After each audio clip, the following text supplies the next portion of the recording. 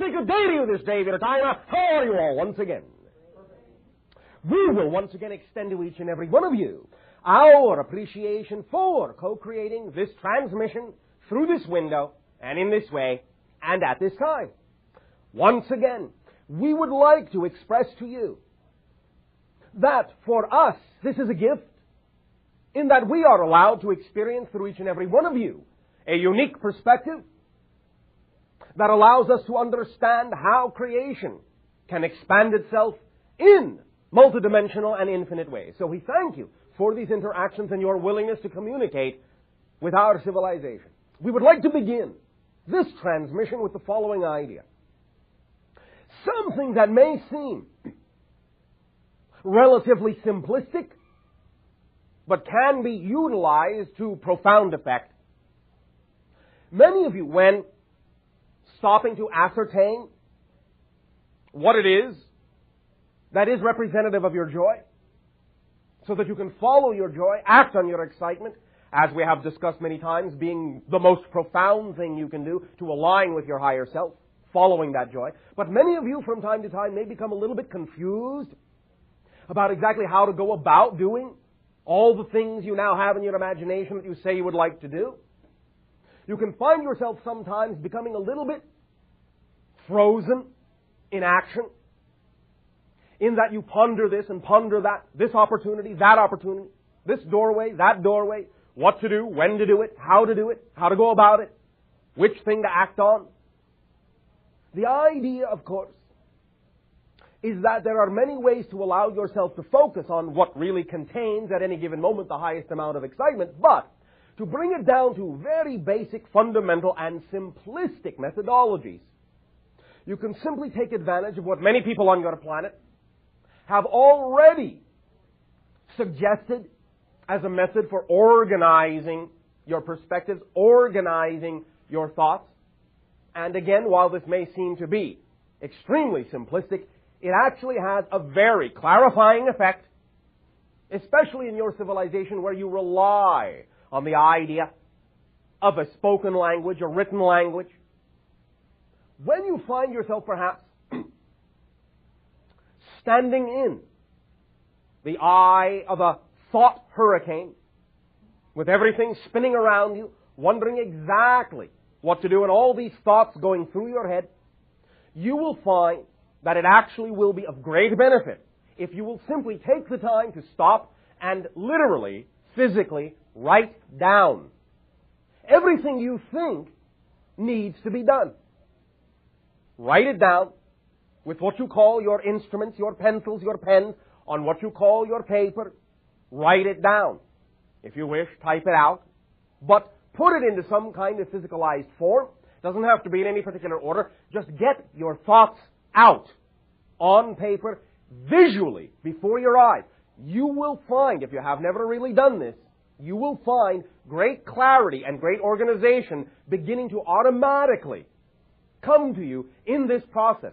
Things will start to make sense. You will see what really needs to be done and perhaps what doesn't need to be done. What needs to be done now, what doesn't need to be done now. Allow yourself this simplistic organizational tool of writing things down, getting the thoughts out of your head so that they're not simply sitting there as a buzz, as a generalized buzz in your head, all a jumble. Put them down. Questions you may have. How can I do this? What could I do next? Notes to remind yourself, this needs doing. I will do this today, tomorrow. What are the steps necessary in doing what it is I want to do? Write them down as you believe them to exist. They don't have to remain true. But the idea is that getting them out of your head, writing them on paper, giving yourself an opportunity to actually visually see them before you will help begin the automatic process of elimination and the automatic process of reinforcement of those things that do not belong and those things that do. Of those things that are paramount and those things that are not. You will find that as you utilize your physical environment to aid and assist you in this way, as your piece of paper becomes, shall we say, your secretary, your organizer, your manager, it will in fact begin to function that way. As you see the sentences written down before you, You will find great clarity coming in because you will be making room for other thoughts to come in that will augment and amplify and reinforce and clarify all the things that you are spilling out through your hand, through your pen, through your pencil, through your computer machines, through your typing machines, onto the paper. This will begin a flow that will allow more things to come in, and those things that come in will find the places they belong. And you will start making notes. You will find yourself automatically saying, well, this belongs with that, this augments that, this clarifies that point, this helps reinforce this. You will start to see it all fit together very, very clearly. The more you create for yourself, if you want to call it, the habit of getting your thoughts about things out on paper. Don't substitute this for action. Don't substitute this for doing, for acting on those things that are your joy, but allow it to augment as a tool, to assist you as a tool, to organize, to clarify. Because if you keep all these things sometimes in your head, you will find that all you do is walk through life juggling these ideas, these thoughts. They never really fall into place. They never really give you some kind of direction or understanding or clarity about the things that really excite you and how it is you can actually physically go about taking some action upon them, which is, of course, as we have said many times, absolutely critical. The action that you take is the critical component that brings your imagination and your visualization down to earth, so to speak, pun intended, if you wish. Allow yourself this opportunity to use your written language as a tool in one of the most powerful ways it can assist you. Get it out, get your thoughts out in symbolic form before your eyes, physically, and see the reflections that come back when you can see your thoughts written down. Don't just let them rattle around in your head. Otherwise, they just do just that. Rattle, rattle, rattle, rattle, rattle. And never really go much of anywhere. You will see the difference. You will see. We thank you for allowing us to simply reflect to you this basic fundamental principle. And in return, once again, we ask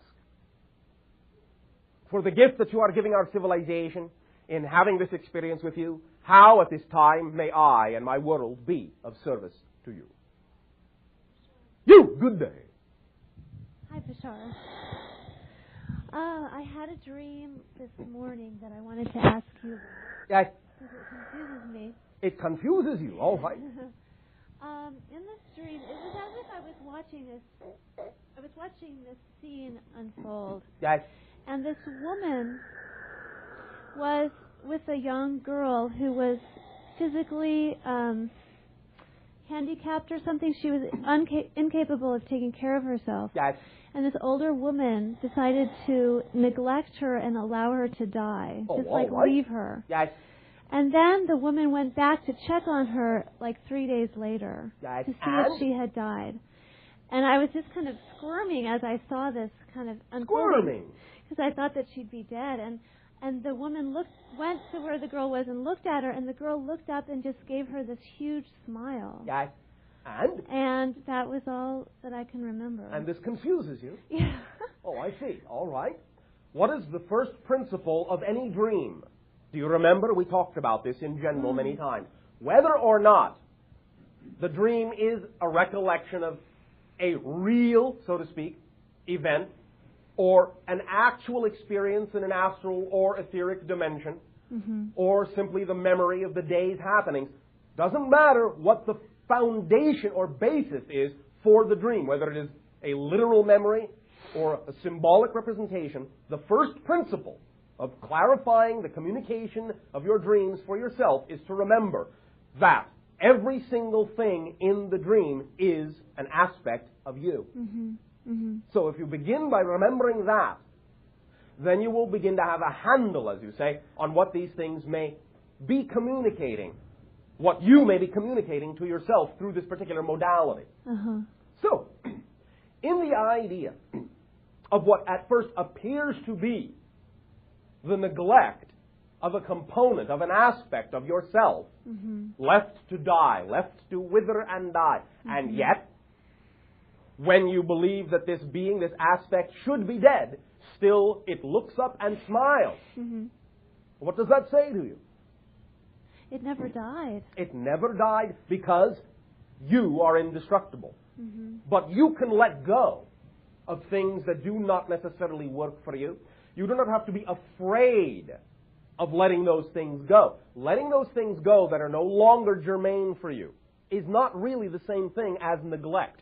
You will not die. That aspect of yourself that no longer serves you will not really die. It will simply transform into what it needs to be for the new you that you are, so that you can move ahead, and it will rear up from the ashes of the so-called death, look at you square in the eye, and smile at you and say, see, I could never really die, I could only change. Mm-hmm. Because change is the only constant. There is no real, ultimate death in the sense that things actually cease to exist. They only transform. And so in this dream, as we perceive it, as you have said it to us, as you have related it to us, you are dealing with that portion of yourself, that vestige of a fear, of letting go of an old you, thinking in the old frame of mind that to let it go somehow represents neglect, when in fact what you need to do is simply know that you are divesting yourself of those accoutrements that no longer serve you, of the baggage you no longer need to carry, of the belief systems that are no longer germane for who it is you are creating yourself to be, and that it's all right to do so. That is not neglect. Do you follow this? Yes. Is this making some sense to you? Yes, it is. And how do you feel about this idea, this perspective? For remember, our perspective is only just that. Does it strike a chord, or do you now find that there are other ways you can look at this idea symbolically? Mm-hmm. I think there are a lot of different ways I can look at it. Yeah. That's one that I hadn't thought of. I like that. All right. And I think another way, too, is seeing that that is a part to be rediscovered, and that Yes. it's like a piece of magic that maybe was left behind, and when you rediscover it, Yes. it won't be angry that you left it behind, but happy that you came back for it. Exactly so. You are recollecting yourself. Recollecting. Do you understand? Mm-hmm. You are remembering more and more and more of the pieces, and this goes for all of you now in this transformational age, remembering more and more and more of the pieces you created your consciousness to be broken up into, and are now gathering yourself back together, remembering who you are, to become more holistic, more homogeneous in that sense, more holographically connected. Do you understand? Mm-hmm. So yes, you found yourself discovering, rediscovering a portion of yourself that perhaps in some senses of the word has been neglected, but can never die. You can never really, absolutely, truly set any part of your consciousness truly aside. You can pretend that you have for a long time. You can create it to seem like it's been a long time, but since all time is now, it never really has been set aside. You have only been creating a scenario that makes it seem so. And now that you remember that you have done this, you are perhaps now through playing the pretend game of actually having cut that portion of yourself off, and now you can remember that it's still there and call it your own once again and stop playing the game of breaking yourself up into pieces and forgetting who you are. Mm-hmm. That is also what this dream remembers itself to be in you, and is a positive sign that you are gathering yourself, your whole self, back together. Mm-hmm. You follow? Mm-hmm. And in that sense, you are literally waking up. Right. Does this make some sense to you? Yes, yes. Do you find this of benefit? Yes, I sure do. And? Can I discuss with you another aspect of this? I don't know. Can you? May I will. You don't have to ask permission. Okay. I also see this in a symbolic way. I don't quite understand the whole picture, but sort of my mother and I in the dream. Yes. Because when I was a little girl, I was really sick, and I remember her sort of as my lifeline, because she really took care of me and took me to the hospital every month, and yes. And I don't think I would have physically survived without her attention. Maybe, maybe not. So. And so? I wonder. I mean, she really took care of me physically, but emotionally, I think there were some things missing. All right.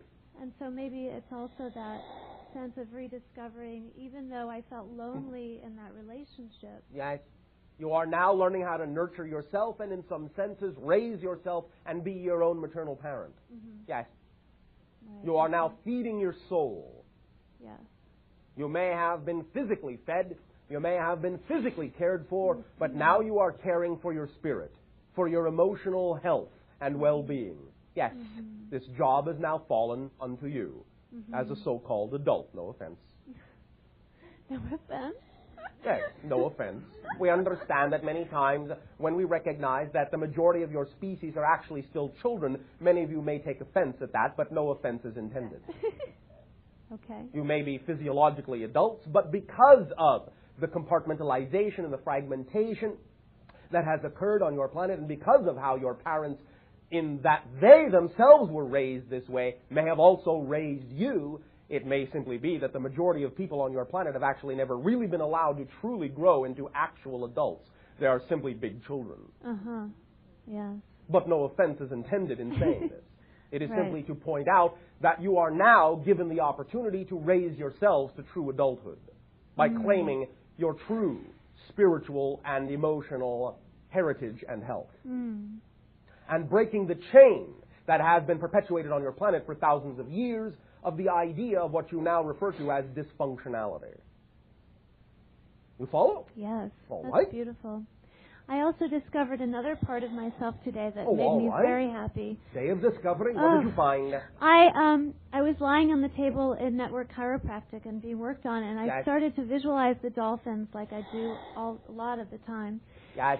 And I really want to swim with them. I've been thinking Go right about ahead. this a lot. I will. Oh, all right. And I just got this clear vision and belief that when I swim with them, it will be like a reunion, like a Yes. family reunion. And I For was many so, of you. Mm-hmm. Again, you are the same kind of incarnational soul. Many of you that are human have been dolphin, many dolphin have been human, and vice versa, so to speak. You will find that as you discover more and more of yourself, you will re-encounter many family members that you have that may have simply chosen to incarnate in this life as dolphin rather than as human. Yeah, that's what I felt, and I was so happy. I just cried and cried and cried. Oh, all right. Attempting to create your own ocean to swim in, perhaps. Yes, it was wonderful. Thank you. Thank you. So, good day. Nice, good day. Last time you said to continue soaking. Yes. Did you know that I had been soaking in the tub as well? Yes. That's my question. All right, does that answer it? That's one of them. I was wondering. Yes. I don't know if I have anything in me like this, but I think I've heard something that something can be put in our eye that then somebody at another spot can see what we're seeing. Yes. This can be done. Such technology does exist, yes. Who looks at the screen? Or who gets to look at what we're seeing? Obviously, the being that implanted such a thing. So, like my hybrid children would not see what I saw. You said they only feel what I feel? Sometimes they see what you see. That they wouldn't be having access to that kind of information? That kind of technology is unnecessary for them since they are empathically bound to you in that sense. They do not require the idea of technology to literally see what you see. They can link and or junction and or merge more empathically with you. And along with many of the feelings that they may share, that you are having, they can also heighten that experience, focus in on that experience, that empathic bond strongly enough to sometimes literally, physically see what it is you see. Do I have anything like that in my eyes? No, it isn't necessary, as we have just explained. However, you may feel that the focus takes place there from time to time because of the strength of the empathic bond at any given moment. But it doesn't require a literal device, but you may be sensitive to the focal point that is utilized when the empathic bond is created that allows them to see what you see. Okay, another thing. Yes. A couple months ago, it was in at the end of June, I asked you about there was like really sore, swollen part of my nose, and I had that burnt, sweet smell. Yes. And that happened a couple nights ago. All right. Again. Yes. Again, this is common with certain interactions for a variety of reasons. Yes. Can you tell me anything about what happens in that kind of an interaction? There can be a variety of things, but more often than not, when an individual may experience the vestiges of what you are reporting as the acrid, sweet smell, sometimes described as burning smell, and so forth, more often than not always, but more often than not, this will be indicative of the presence of technological devices that have been utilized that are based on certain electromagnetic frequencies and may instill within your bioelectromagnetic field a potentiality difference. Do you understand this? Sort of. In other words, adjustments are made or occur due to proximity and interaction to some of this technology, and this can have the lingering after effects that you are describing. Oh, do I have an implant in the right side of my nose? There have been from time to time, but not at present. There's nothing in there right now. No. The other night I've been feeling great and staying up late and doing a lot of art, and I was excited to do some art that night too. Yes. And I started feeling pain, and I took some aspirin, and I went to bed, and I wake up every couple hours, and I had a lot of pain there. Yes. But this is the idea of what you would call sense memory or cellular memory, due to what you sensed was the imminent interaction about to occur, and associating it to that area that has, in such past interactions, experienced the idea of physical pain. That's another thing. I wanted to know if I'm having the pain before, after. So you're saying I'm getting this before? As a residual memory. You are getting the pain before the interaction, but as a residual memory after the fact of an interaction that caused the pain. Do you follow? Okay. And now that area being sensitive, as you would say, flares up when you sense the energy of an interaction approaching, though it is, in essence, the after effect of certain interactions that have already occurred. Okay, in this particular interaction, I'm curious about how sometimes they actually take us physically, and sometimes they're only taking us astrally. Yes.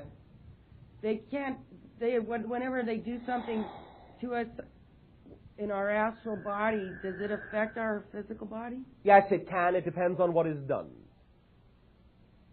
Some things will not work as strongly that way, and so the physical presence may be required for the adjustment. Other things are more prone, depending upon your makeup, your matrix, your consciousness, your belief systems, and other factors, be more effective by simply making an adjustment in the astral or etheric energy level, and the body will simply take its cue from that change and make the adjustment accordingly. So they don't even, for most things, they don't need our physical body. They could just... Not any longer. Not now that certain adjustments have been made. Now many of you are more responsive on the astral level. Okay, that's very interesting. Well, I thank you. I had I'm always asking you about bruises and this and that. I had a pretty interesting one when I was in Hawaii, which made a triangle on the inside of my arm. And Yes. it was, like in the morning there was one circle, and then in the afternoon there was two, and Yes. by the evening there was a third one, and it made a... Can you tell me anything about what that kind of interaction was, that one? Again, the idea of adjustment on cellular level that will perhaps be an adjustment now in energy, but which your body may respond to by the creation of a mark after the fact. And they could, micro adjustments in cellular vibrational rate. They could, and adjustment in what you would call the lymphatic system of the body. Oh, okay. They could, take me... I don't have to be asleep? Because I know that... You do not have to be, but again, in the state that most of you call sleep, you are more, shall we say, susceptible to interdimensional shifting, because you are willing to let go of your daily personification matrix or mask. Okay, one last thing. Oh, all right. My dog Luna, Yes. she's experiencing skin things, and I know it's summer and everybody's, their dogs have trouble. Oh, all right. But I don't believe that, it could just be because it's summer and that. I was wondering if she's taking on anything for me, or About 60 to 70% of it is that, yes. The rest of it is other variables that have to do with her environment. Is there something you could share with me that I could do to help alleviate what she's taking on for me? Cornstarch can be of some benefit when applied to the skin in helping alleviate some of this, and in also energetically helping to balance out some of the energy of the being so that it doesn't have to necessarily be so much mirroring. And for you sometimes the idea also of the application of a little bit of cornstarch powder to your own skin may also help alleviate and balance some of the chemical properties that may be thrown out of balance by some of these interactions. So it's not anything. I meant not something I could do like to put on her, but something that I could change in my life. That's kind of just like part of the interaction thing. She's more assimilation, more integration. In that sense, becoming more of yourself will always be the fundamental thing to do. That will then allow others to not necessarily have to reflect to you those things, so that you are then forced to see them in the mirrors around you in life. But the idea for now of the cornstarch powder will also help you in this endeavor. Okay. We do not, in many cases, suggest such things lightly. They have many different levels to them, and you may find that as you explore the idea of the utilization of the cornstarch powder, it will not simply be for the purpose of topical application only, but there may be what you would call some ritualistic and or sacred properties to the energy of that substance that may actually put you in touch with other things you need to be put in touch with that will help balance you on other levels as well. When we recommend such things or suggest such things, it is not usually only on one level that we do so. Yeah, I've been exploring the mint and really having a fun time with it. All right. And the soaking in the tub. If anybody hasn't tried it, put some fresh mint and rub it in the tub. Is it assisting you in helping yourself bring yourself back to mint condition? It clears my head, and I'm reading all my inspirational magazines, and I feel like I'm taking myself to. I've been playing I'm an artist, and I've been playing a long time, but I feel like now I'm moving into the next stage of doing, and I have been doing, but I'm going to really focus. All right.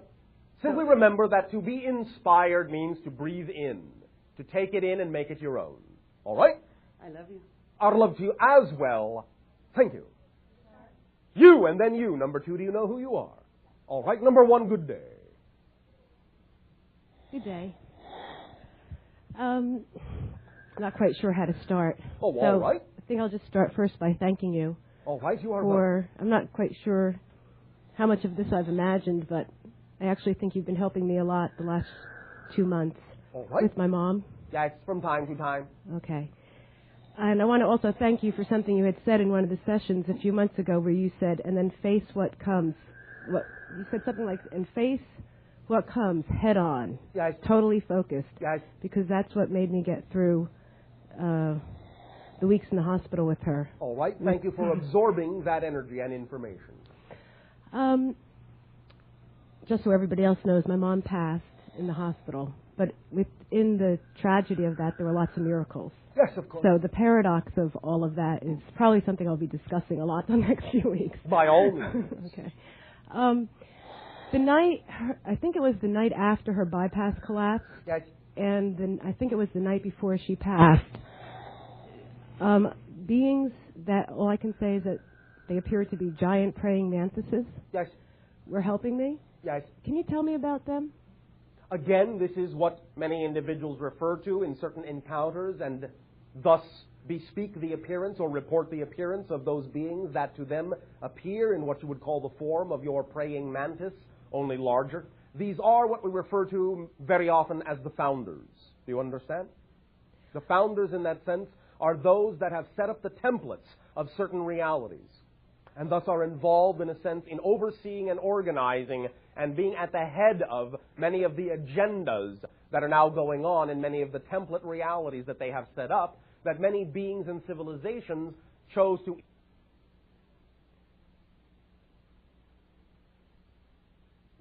particularly involved in any event that involves the transition from one state to another. Okay. Thus, then, profoundly, they would be involved and visible, though not all of you always sense them, at the kind of transition that you experienced with your mother. Okay. And they seem to be sitting behind control panels. In a sense, sometimes that is literal and sometimes that is simply your symbolic interpretation of the fact that they are the watchers at the door and to some degree regulate and or oversee the energy of such doorways as they open and close.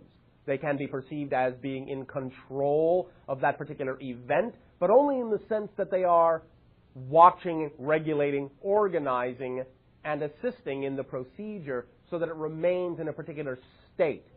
Not controlling in the sense of making it happen, right, but controlling in the sense of allowing there to be the equalization of energies for the optimum or maximized experience. Yeah, that's what I felt. When I said control panels, yes, I didn't mean that they were actually doing. I actually felt like they were assisting at such high levels that yes, was blowing my heart wide open, yes, more and more. Yes. There were so many beings that were helping. There always are and at such times.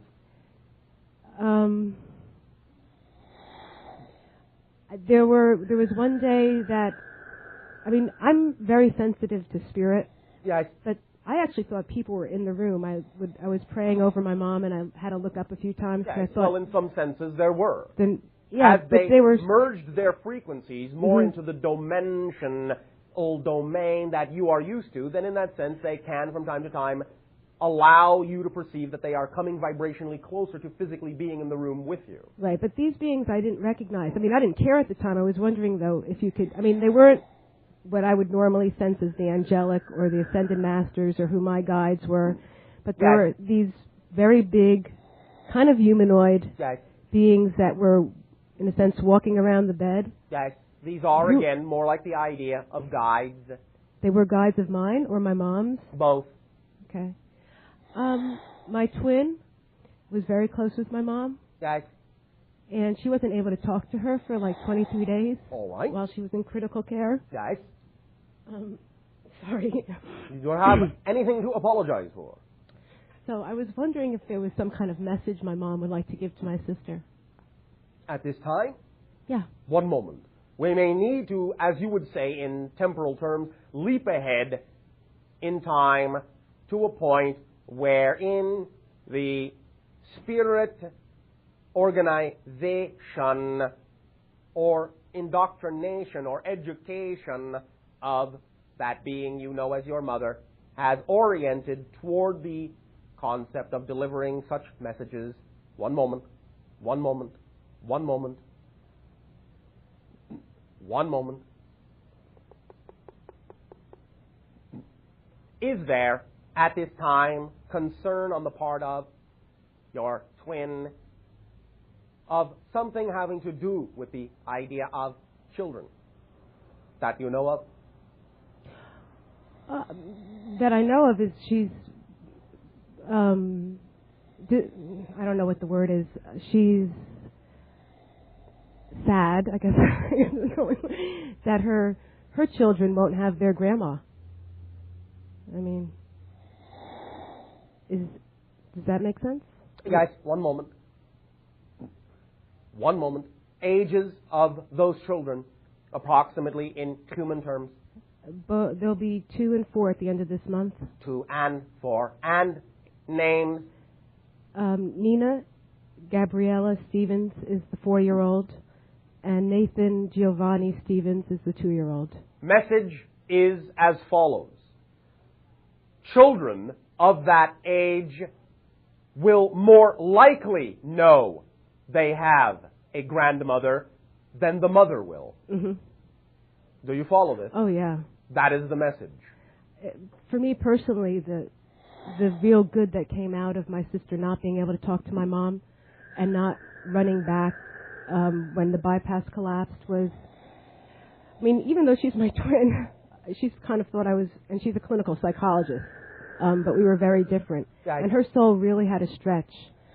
And she did connect with my mom. I think her spirit really expanded, and she also saw who her children are, Yes. because her children are very evolved All right. And beings. now, more than ever, through the children, Mm-hmm. will she understand how to have stronger access to communication with the mother. Okay, is that what my mother's saying? Yes. Okay, great.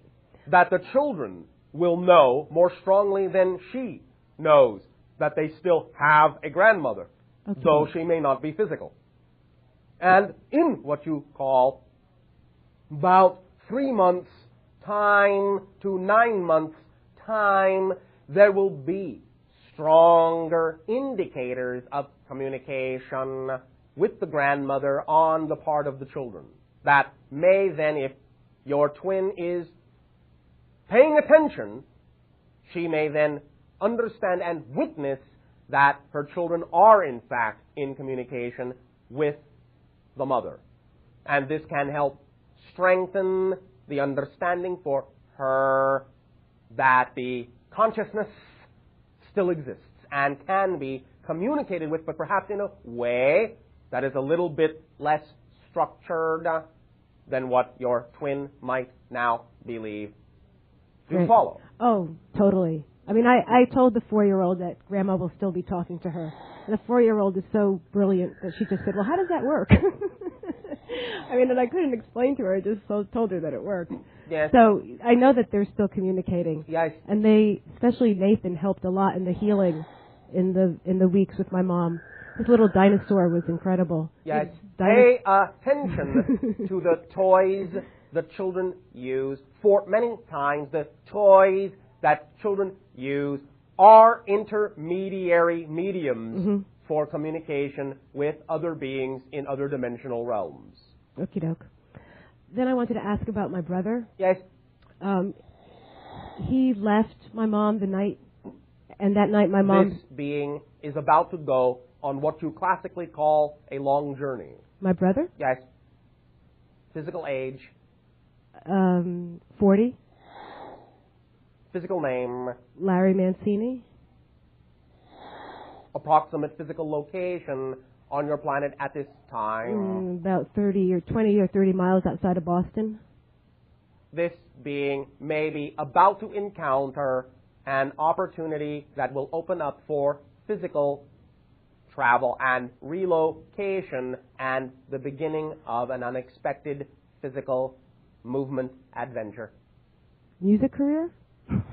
That's what I'm hoping for him. It can, in some senses, involve the idea of that which is creative art, but may at first not necessarily appear to be the adventure it will turn out to be. It is the physical relocation that, in some senses, is almost more important than anything that may be caused or used to lure him into this actual physical movement.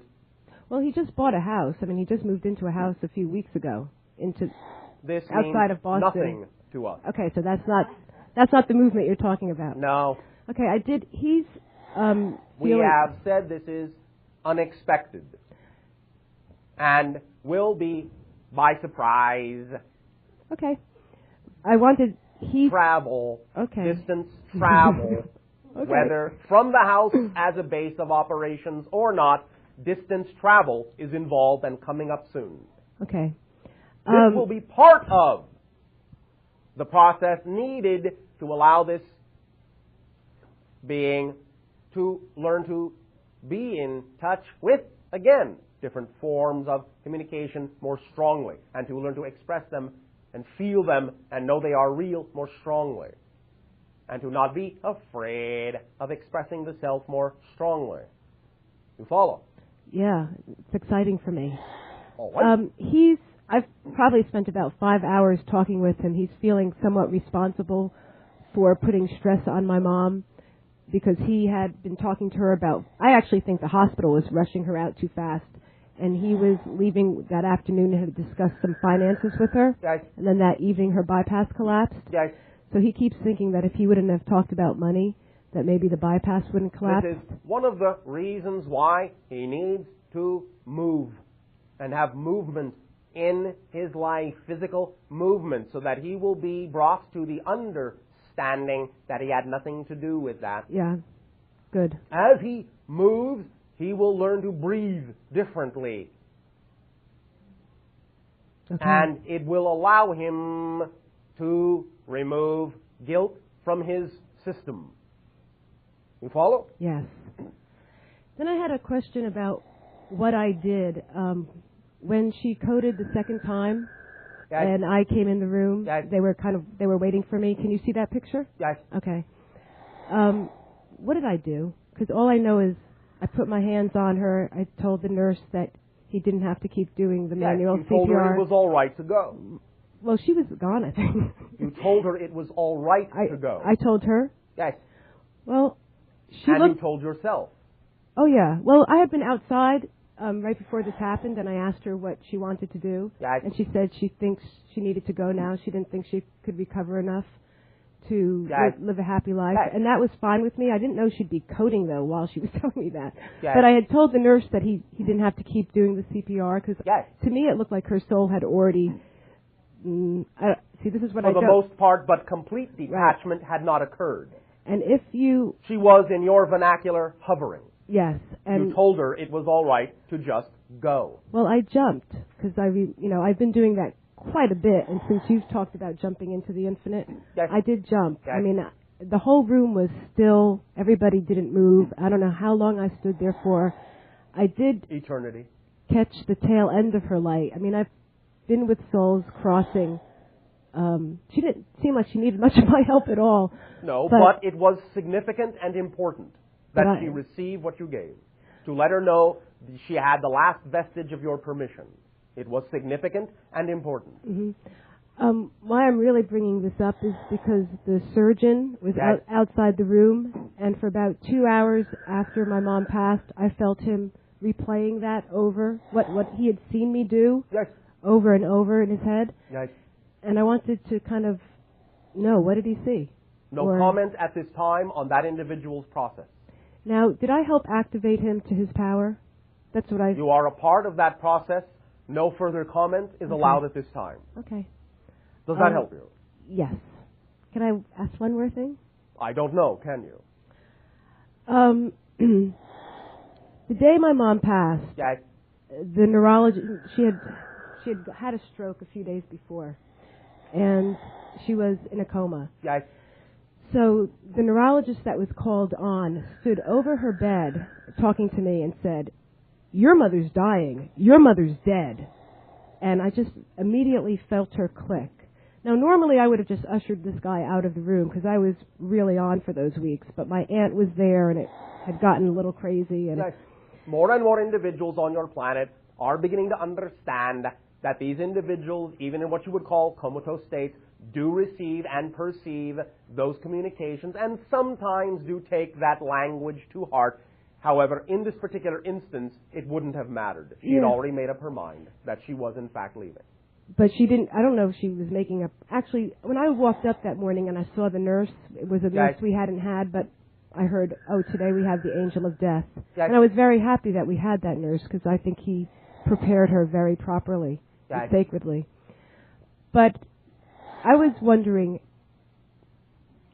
how much, I feel a responsibility to write the hospital since it is a spiritually based If you hospital. wish to communicate to them What the idea of having more awareness of the fact that individuals will pick up on and perceive the energy of such conversations, by all means you are entitled to do so. We are simply letting you know that at that particular moment and in that particular case, it really made not much difference since she had already decided to go. But she didn't decide to go, then within a few hours. I mean, She I had think already right. decided to go. I understand. Period. Yes. He helped speed up when that was, though, did he? He was part of the timing of the process, though again, it doesn't necessarily excuse the idea of what you may call the irreverence or disrespect. Right. I mean, I'm not blaming him. I know he was part. that. I know he was part of it. There's I no way. understand that, and I am not suggesting Right. that you are. Okay. We are simply attempting to explain to you the energetic parameters. In this case, it is more the trigger for you to communicate something to them that they perhaps do in fact, as an organization, want to know Yes. about the members of their organization, but it really had nothing at all to do with changing the timing for your mother that was already underway. It was simply synchronistic, more for you to take advantage of, even more so than for her. You follow? Yeah, I guess it was just that I felt her click so hard. I understand that. that. But in fact, what you Was felt that- was your click. Not hers, yours, at that time. You recognized that everything fell into the slot for you at that moment, in that at that moment you had complete and utter recognition of her absolute conviction of decision. The click was actually yours. You simply clicked with her in her timing at that moment, and that individual acted as a catalyst and a trigger to help click you together into her timing. You follow? Yeah. I mean, I don't want to. There will be other questions I have because All right. in But the we will next few discuss weeks, this at another time. Yeah, because there were a lot of other things that happened That, during that day, which that, and we will discuss this yes. at another time. Okay. Number 2. Thank you. Thank you. Hi, Bashar. And to you, good day. I was interested in. Speak up and be bold so that all may hear what you have to share. Okay, I am interested in knowing what my spiritual ancestry is. Spiritual ancestry. Yes. You are connected to everyone and everything, everywhere and every when. There you have it. Okay, then I mean my deepest connections. You are connected to everyone and everything, every when and everywhere. There you have it. Oh. Now, Okay. what you, from the perspective of this life, have chosen to make Oh. deeper connections to reflect and represent vibrationally to you what it is you have chosen to be in this life, that's a different story. I see. But it's not that they are actually truly more profoundly deep. It's that you are calling things out that are more representative and reflective of how you have established your frequency in this life. And so you are more keenly aware in this life of certain portions of the infinite that you are connected to because they are more reflectively representative or symbolic of what you have created yourself to be in this life. Does that make more precise sense to you? Yes. Yes, it does. So, in that context, then, the idea is you are most deeply and profoundly connected to those things that you find yourself most deeply and profoundly drawn to, with your imagination, your curiosity, your creativity, and your excitement. Okay. Wherever it is that your attention is most strongly drawn in any avenue of spirituality, and that which can be most strongly expressed as taking action on the things that excite you the most, those are reflective and representative of the connections you have made from the vantage point of this life to everything else that you are connected to, which is everything, everyone, everywhere, everywhen. So I'm creating that deepest connection Now, from here, yes. Okay. Making it appear in linear time frame terminology as if it is, in a sense, a connection from other places and other times. But in fact, the connection is coming from here and choosing the idea of other vibrational domains, other parallel realities, other dimensions, other times, choosing to make those connections so that they are simply reflective of what you have chosen to be here and thus help remind you of what you have chosen to be here. But those connections are coming from here, not from there. Okay. Make sense? Yes. Keep everything here and now because that's actually the only place and time there is. Okay. Here and now. All right. Every different moment is the same moment from a different point of view. Make sense? Every different moment is the same. What moment. you perceive in linear, space-time, three-dimensional reality as a series of different moments, past, future, Yes. these are actually all the same one single moment, but from a different point of view. Because there is only one moment, and that is now. Every moment you've ever experienced and every moment you will ever experience in physical reality will actually be the same moment, but you will experience that moment from a different perspective so that you will see another way in which that same moment can be experienced. It's all the same moment, but in linear space-time, you make it appear in the illusion of linear moments one after another. They're not really one after another. They're all here and now, but they're just different angles of the same creation, the same one moment, the same experience of you. You are having the experience of yourself, and it is simply being experienced in this modality by these perspectives of the same moment that you exist in forever, because there is only one moment to exist in, and that's why it's eternal and infinite, because it's always here and now. Okay. Make sense? Yes. Is this any of it making sense to you? Yes. All right. Yes. And so, where does this lead us in this communication? Okay. Well, I'm interested in knowing a Lemurian lifetime. Why? Why are you interested in knowing a Lemurian lifetime? Or an Atlantean lifetime. Atlantean. Atlantean. Yes. Why? Why is this of interest to you? Because I've done a couple workshops. Yes. So because you have done workshops, that's why this is interesting to you? Is there not a deeper reason why this feels interesting, why this tugs at your curiosity? Well, it feels right for me. Feels right for you.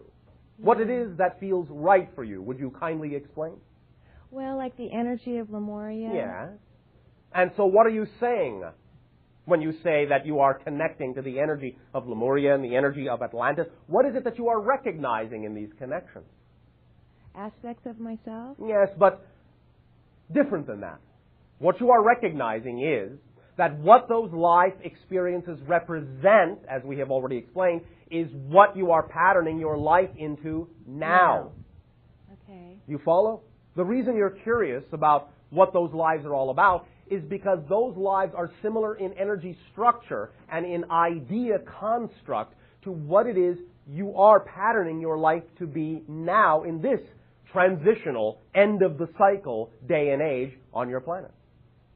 You're taking what you learned, so to speak, Yes. from those experiences, and you are applying them to the experience you are having in this now moment so that you can gain a reflectivity of what it is you are creating this now moment to be. Those moments relate to the moment you are creating here and now.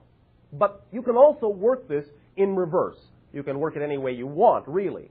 But the idea really is that if you simply give yourself the opportunity to know what it is you want to do here and now, what it is you are most excited to create in this life, that will also put you in touch with the vibrations of the things that you were most excited to create, perhaps not in the same way, but on the same level of energy, in the Atlantean and Lemurian life.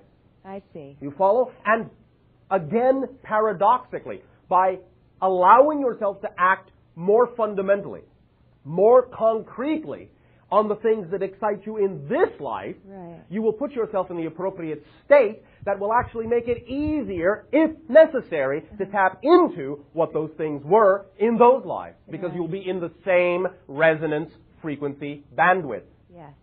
So you can work it in the way it is actually constructed from here to there, rather than from there to here. Okay. Does this make sense to you? Yes. In other words, if you be here now, what you imagine being a Lemurian or being an Atlantean is like, Yes. then you will be on the same wavelength to understand what being a Lemurian or being an Atlantean was like, And I will even though you may not have expressed it exactly in the same terms. Right. And I'll be here now. Yeah. You are here now. Exactly. Yeah. Okay. And you will know that you are, and that's what you mean by I will be here now. Right. You will know that you are here now. That's all it means when your people say, I will learn to be here now. Doesn't mean you're actually learning to be here now. It means you are remembering that you are here now. And so will begin experiencing yourself because you are here now in that way. Yes. Make sense? Yes. Is this helping opening up the doorways for you? Yes, it is. Thank you. Does this help you sufficiently at this time?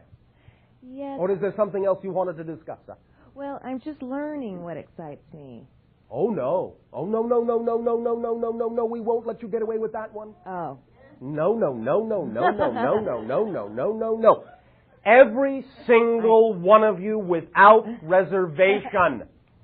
Every single one of you without exception knows exactly, precisely, at every single moment what it is that excites you the most. Whether you're willing to admit that or not is based on a number of different ideas that you have been spoon-fed since birth. But every single one of you absolutely knows at any given moment what it is at that moment that would be the most exciting thing you could imagine doing at that moment. Because that's all that is meant by doing what excites you the most. Do what excites you the most at that moment. That's all it means.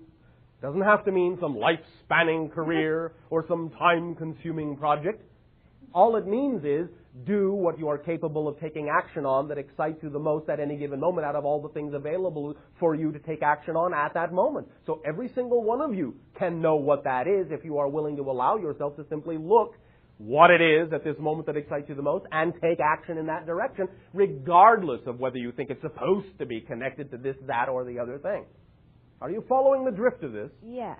And by doing that, Yes. that will lead me to the Yes. destiny that I want to create. And why will that be so? Because it will be in my highest excitement.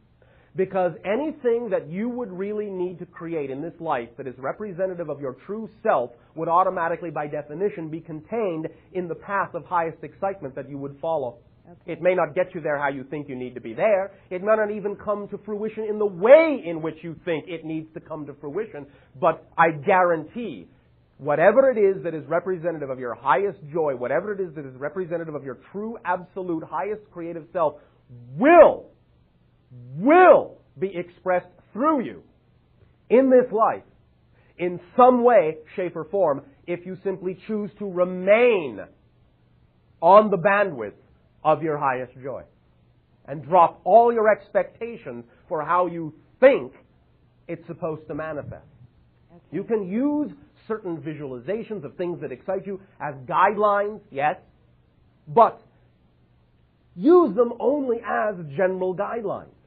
Even when you come up with the idea of a project, a specific project, use the specific project only as a guideline for the way in which the thing that really excites you the most, in which the fundamental reason why you want to do that project, let that fundamental reason attract to you whatever the true modality is that would actually allow that fundamental reason to be expressed in the most beneficial way for all concerned along the path of least resistance, rather than insisting that that fundamental creative expression you desire to express must manifest in just this way and just that way, or you won't believe that it will manifest. Make sense? Yes. This opens you up to an infinite field of possibility and opens you up to the experience of your true self, which is far more grand, far more expanded, and far more multidimensional than any of you have allowed yourselves to believe possible. Is this making some sense to you? Yes. And remember, please, please, please, please, please, please, please, please, please, you don't have to, but please remember, I am not simply talking philosophy. I am talking physics. Right. Do you understand this? Yes, resonance. Yes. Does this help you? Yes, thank you very much. Thank you. What? You, and then you. Number two, do you know who you are? All right, number one, good day. Hi, Bashar. Low. Thank you. Hello, Bashar? No, you. Oh. Hello.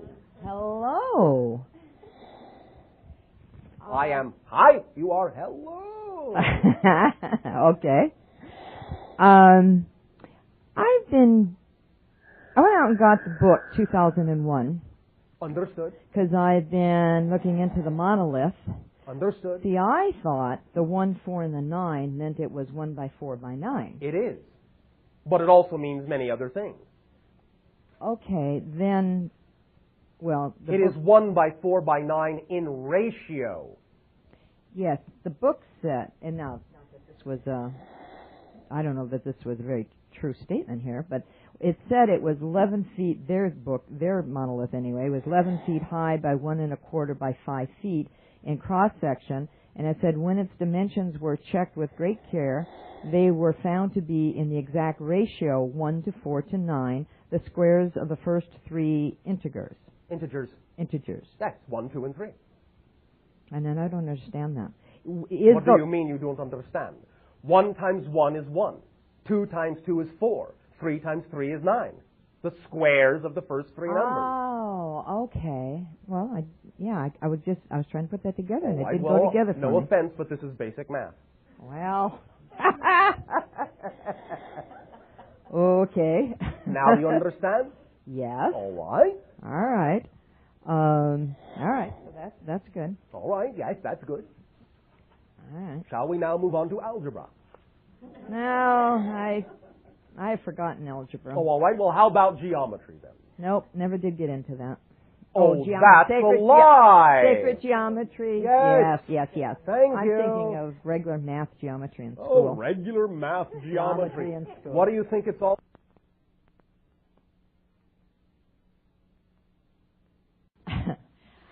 All right. We do enjoy playing with you. Oh, I know. But I like to play with you too. Why, thank you. I had Yes, what did you have? Today, Tricia came over and she did an energy healing that was just absolutely fantastic. Oh, all right. And when she said go into a space and everything, your favorite space, and I was by the lake. Yes. Home by the lake. Yes. And I felt, well, the home energy, of course, we've discussed. Yes. But really, really strongly about being home and how I'm a wanderer and all right. Really, really strong. Really squared. Yes. Really times really. Yes. Yes. All right. And I tapped into and had a conversation with a Chumash Indian. All right. That I understand have been on the property around in the mountains there by the lake. Okay. And White Eagle was his name, and we were talking about my life. He was my father, and I was Little Bear. All right. And Galesh Kashka. And that means Little Bear? No. Galesh Kashka. What's that? White Eagle. Oh, White Eagle. And how is Little Bear pronounced? Find out. Oh, okay. Anyway, then I was a shaman in that lifetime. So to speak. So to speak? Yes, you must understand that what you call your terminology in your culture of shaman is not exactly as it actually translates in what you would call your indigenous Indian population's concepts. Okay. But we understand what you mean. Just understand that there is a vast difference between the way that those two concepts are interpreted. Okay. It'd be just a healer? Not just anything. It is a complete understanding of what is termed the medicine wheel. And medicine wheel is also not clearly understood by your culture. Yeah. Then I got the information to tell Tricia that my left leg, since the auto accident 30 years ago, has been about a ½ inch shorter than the other one. And I was told for her to stretch that leg. All right. And that it would be possible to even it out. Yes, it is. And I feel very balanced from that, and it does feel even when I stand now. All right, thank you. So that was a fabulous experience. All right, yes. And I thank Tricia. The other thing was, in my dream from June 19th, my waking dream, yes, there was the part that said some name was, people were there and they were channeling. And it said some name was given for the one I would channel and meet face to face. Can you comment on that one? Nope. You won't comment on that? Nope. Not at this time. Okay. In mid-process. Not allowed. Door is shut. Not our job. Well, I was doing some automatic writing. Yes. And so I had picked up some. Can you comment on that? The automatic writing that I did on it and the contact. What aspects would you like us to comment on? The energy of who it was. Is that a question? Yeah. Then no comment is forthcoming. Okay, then I will rephrase it. Thank you. The energy that was writing that said it would be face-to-face channeling with him, is that... Question. No. Okay. An aspect or a connection, not as Bashar, but as a connection that we have? Because I've never explored our connections. Your energy is still asking this in the form of a question. Then I will make a statement that it's an aspect and our connection. An aspect of what? An aspect of you. Me in what way? You, not as the Bashar name that I know you. But as? I feel Lee Bailey. No. Not Lee Bailey. No. Zion? Not exactly, but you're getting warmer. Not O. No, not O. It's one that I don't know yet. It's one that I wrote with and... It is one you know, but don't know you know in this way. You don't recognize what you know. Yeah, you're right about that. I did some writing, just a few brief sentences about... And they were? What? He just said something about, for the master that you are, you still have a fear of who I am. Yes. And another way of saying what we just said. You don't recognize what you know. Okay. You choose not to recognize what you know. And so that phrase is exactly the same idea in other words. Okay. So, in this context, do you find then that this means that your automatic writing may be being of assistance to you in bringing you closer to the understanding of how to allow yourself to recognize what you know? Oh yeah, it's always, because I got that it was you. Not me literally. Yes, that's what I'm saying. It's but not what you I literally. symbolize for you.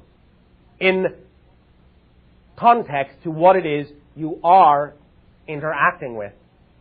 Okay. That is not exactly, not precisely, but closely represented by the idea that you call Zion. And you said that was another aspect of myself. More often than not, when individuals on your planet are beginning to deal with the idea of certain aspects of their own future selves, you will, for a variety of reasons, assign a name to it that begins with an X or a Z. Yeah, it's integration, isn't it? The Yes. Z's, like Zach, that was with me Yes. for many years. I feel that it's my future, and I was a hybrid self. In some senses, yes, but not exactly in the way that you understand the hybrid children. It is a different kind of hybrid self. Okay. This conversation has but a few moments remaining on the clock. I will. What clock, I will not tell you. All right, I will explore that more. All right, thank you so very much. And number 2. Good day. And to you, good day. Eldest died 20 years ago today, and All right. I would like to explore whether there is an energy that is still affecting people on a spiritual level, much as in the way that John Lennon's music is supposedly doing. All right, or well, whether- obviously you know this is so All continue. right. Well, is that the reason that he has such a profound effect still? Or I thought, well, maybe it's just a giant marketing effect, but I know that A giant his marketing effect. Ah, yes, the GME. The gimme. Gimme. Money, Giant money, marketing money, effect. yes. Gimme. It is that the giant marketing effect exists because the individual knew how to hit the right chord. Do you understand? Yes, because I know that there are certain chords in different music that really resonate with me and bring out. And also there are chords in society that are ripe for the plucking. And in that sense, thus, individuals who are representative of the collective society's readiness to experience being plucked to a different resonance level will then allow an individual or more than one individuals to be chosen or to choose themselves to represent symbolically the collective society's readiness to go to a different level or to see things in a different way. And thus that chord will be plucked. And it will create a reverberation throughout the society that will be ongoing and will forever be a part of the collective harmonics of the society from that point forward. So yes, of course, there are still residual resonances from the plucking of any such strong chord that awakens certain elements in the entire society and is the product of the collective consciousness saying we are ready to be plucked. We don't seem to have anybody currently in the music field doing that at this time that I'm aware of. It will be different for different aspects and segments of your collective society. You always have someone on some level, in some capacity, at various points doing these things. But from time to time, there will be a collective cycle where it would seem that one or very few individuals will resonate to the entire collective. But this is still going on. You may just not be completely aware of it yet. Okay. Some children questions. Some children questions. Yes. Do you mean questions from children or about them? About children. Oh, all right. They're saying now that... They who? They. People who do studies... People who do studies. Right. All right. They are saying what? That about 20% of children nowadays have what is called learning disabilities, which makes it extremely hard for them to learn, to read, and so on. May I let you know that there are about 227 million individuals now on my planet having telepathically heard that question who are now laughing hysterically. Why are they laughing hysterically? Because it isn't really a learning disability, it is a teaching disability. All right. It is not really attention deficit disorder, it is information deficit disorder. Well, learning disabilities is defined, in my understanding, as the processing of the brain being... In most cases, this is not the case. All right. In most cases, what you're simply seeing is that information processing is now occurring in a very different format within many of the children being born on your planet now. And in fact, it's actually higher than that. It's about 30%. The idea is that these children are not just a different generation. They are a different species and need to absorb information in a different way that your culture has not yet caught up to. When your culture begins to understand that it needs to disseminate information in more highly interactive, as it is beginning to understand, more personally involving and engaging and creative methodologies, you will find that much, aside from those few cases that are truly physiochemically imbalanced, much of the so-called learning deficits in your planet will disappear. This is a challenge given from the children to your society, not to diagnose and dissect them in that way, but to diagnose and dissect the idea of the methodologies by which you teach information. Does this correlate to the fact that there seems to be an inability on the part of many children to focus for very long periods of time now also? Yes, because you will find that the more you truly understand how to disseminate information and the more experiential the dissemination of such information becomes, the less rote and the less amount of time will be factors in the idea of the education process. Individuals will learn by doing, not simply by being lectured at. Could you give some examples of that as to how it might apply to learning to read? The idea is that concepts will be discussed, stories will be lived, acted out, and in the acting out, then concurrently, the words in the dialogue will be learned, the alphabets will be learned, but through the acting out, through the becoming of. Do you follow?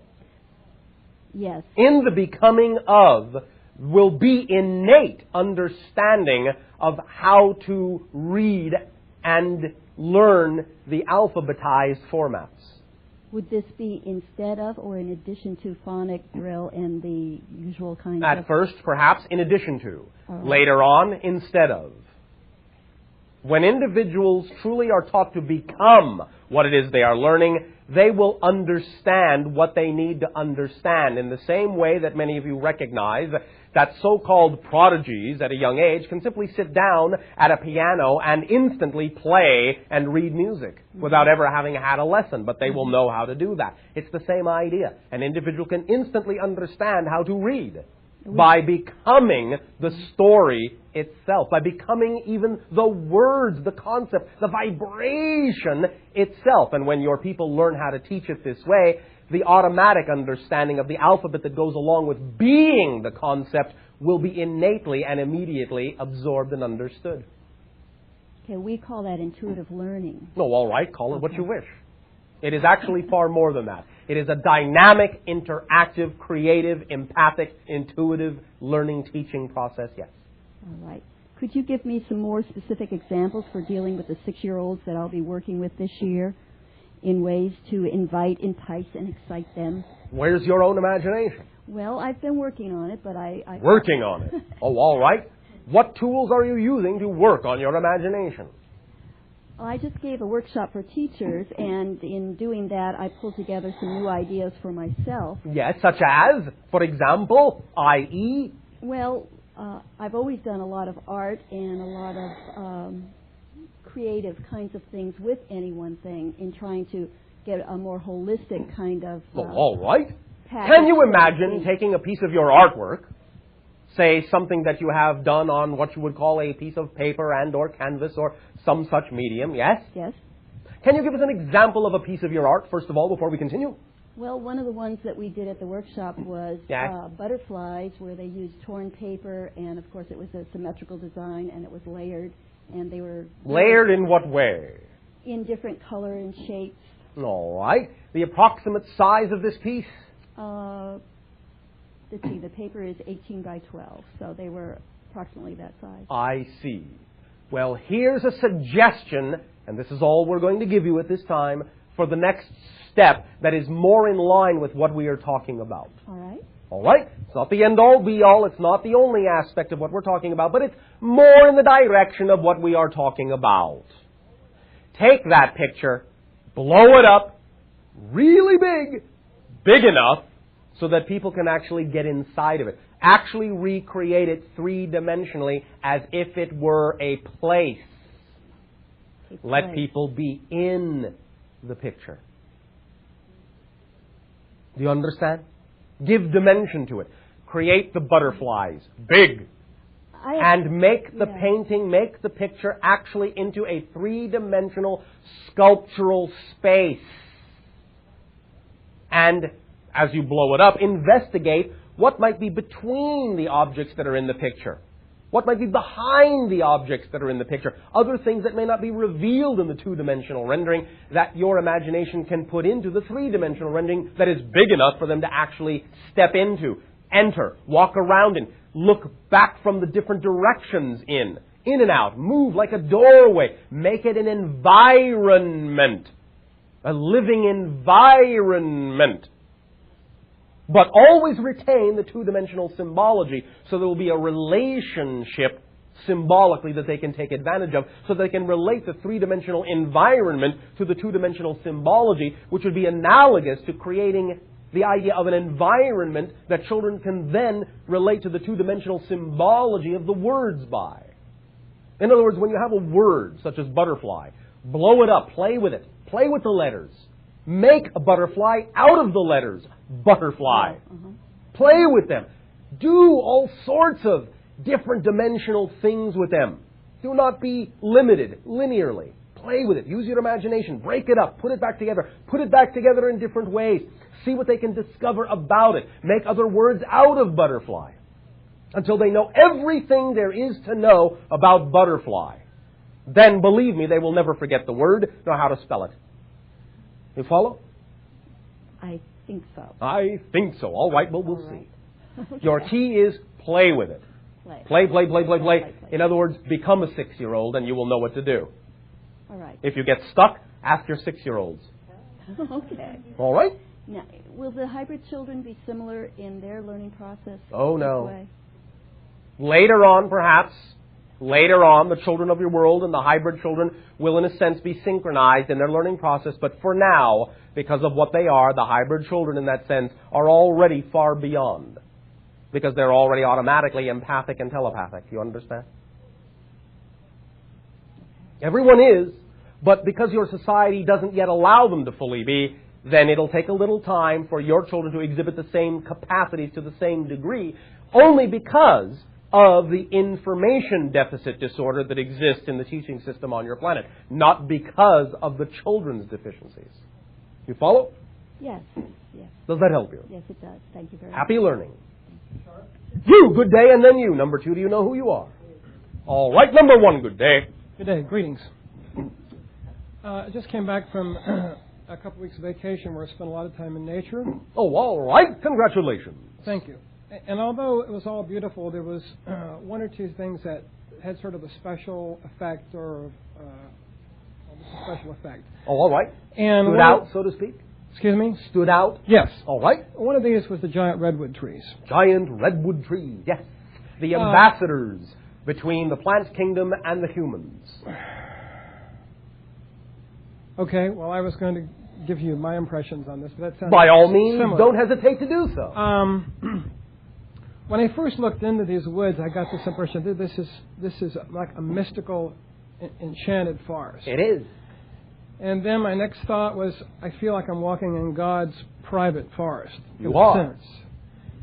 And then my next thought later on was, you have spoken of the human ancient ones on this earth and what they're doing, and I thought, this must be the plant version of that. Exactly and so. I got this impression of what I would just call majestic peace.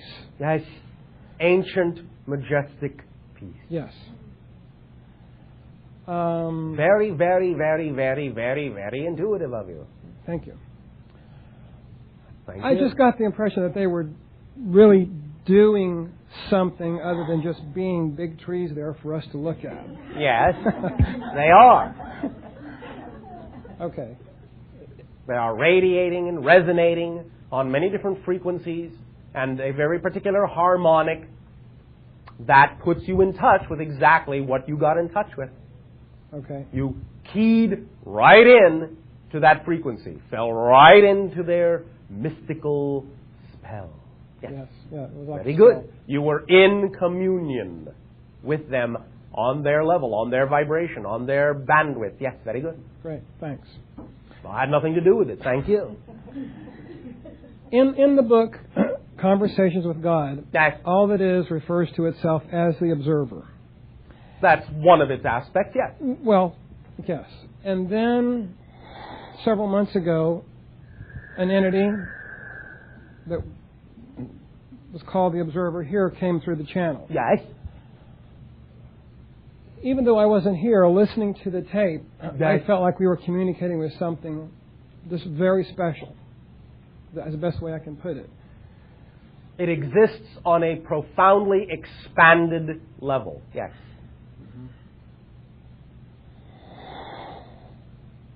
I guess I was just searching for Yes. a connection or a meaning or the coincidence between all that is referring to it to itself as the observer and that. There is a connection. The synchronicity of it lets you know that you have access to it whenever you wish.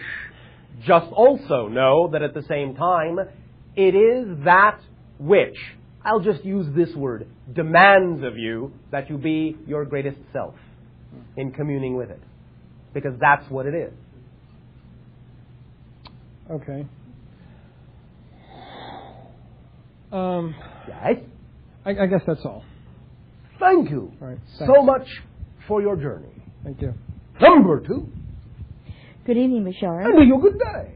I am an energy healer, and I get great joy and happiness practicing this. Oh, all right. And I know my accuracy is pretty high. I'm just wondering... Accuracy. My accuracy in my healing? Accuracy. Can you define what you mean by accuracy in healing? Do you mean to imply accuracy in the sense of getting the effect you want? Is that what you mean? Not getting the effect I want, getting the effect that person's supposed to be getting. Supposed to be Not getting. supposed, that's not the word I want either. Do you mean that you are willing to trust that what is going on is what needs to be going on? Bingo. Then in that sense, is your accuracy not 100%? My accuracy is 100%. Thank you. In that context, isn't it? Yes. Yes. And so? And so, I'm curious to know what my frequency level is when this is going on. Well, it fluctuates depending upon the interaction. Sometimes it's around 144,000 cycles per second. Sometimes, as we scan you, it's been as high as 193,000 cycles per second. Now and then you have spiked into 215.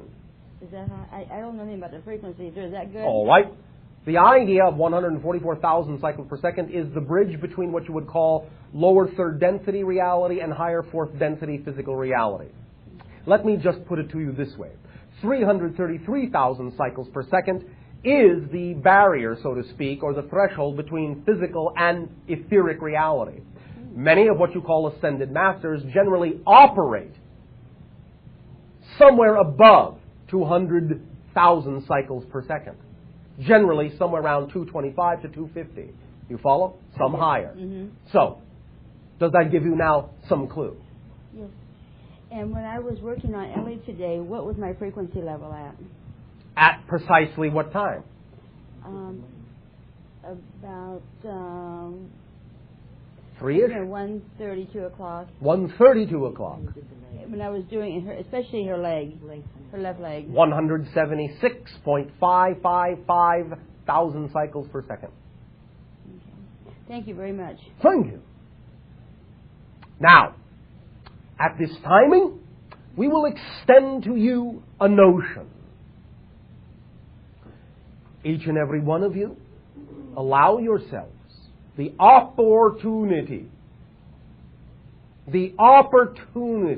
if you wish, make it a gift to yourself, to grant yourself permission. And I suggest you actually do this by writing yourself a permission slip from your internal parents, or whatever you deem your internal authority to be. I grant permission to myself, or to him, or to her, permission to be, even for just a second, your full, true, natural self.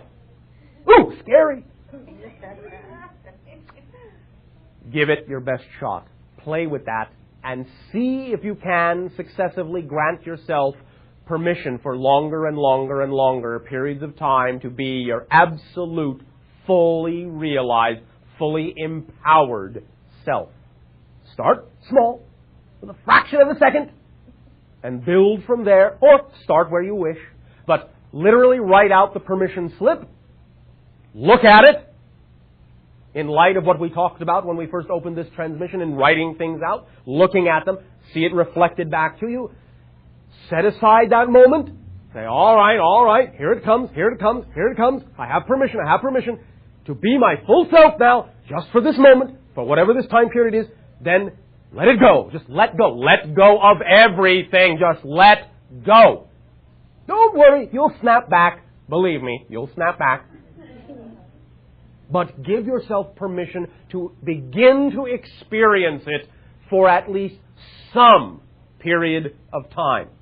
And write the permission slip out. Don't just exercise this in your imagination. Write it out. Do it. Because when you do that, it's a contract. It's a commitment. Sign it. You are then convicted to serve a life sentence. So, we thank you. Our unconditional love to each and every one of you. A fond, exciting, creative, imaginative, and enlightening good day.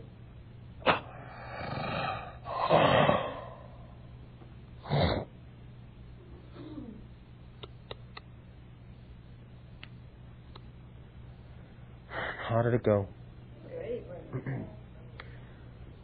Thank you all for being here tonight. We'll see you again. Please have a good night. Thanks.